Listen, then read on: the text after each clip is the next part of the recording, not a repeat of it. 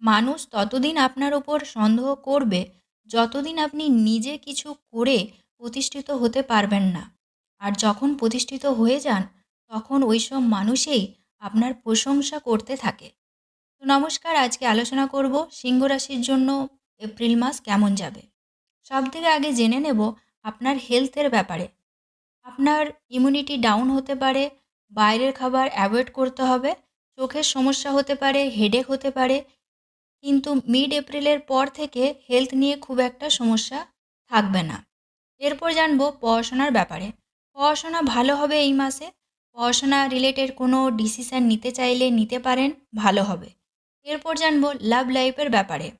যার সাথে লাভ রিলেশনে আছেন তার মধ্যে জেদ স্বভাব দেখা যাবে, কম্প্রোমাইজ করতে হবে আপনাকে।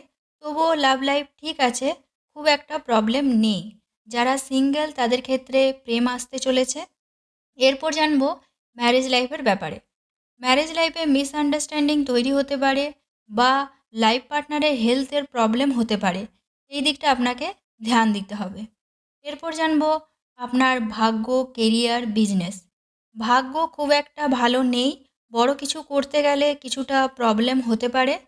কেরিয়ারের ক্ষেত্রে ভালো দেখা যাচ্ছে, কোনো গুড নিউজ পেতে পারেন।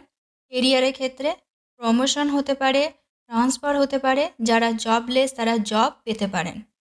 বিজনেসের ক্ষেত্রে খুব একটা ভালো নেই মিড এপ্রিলের পর থেকে।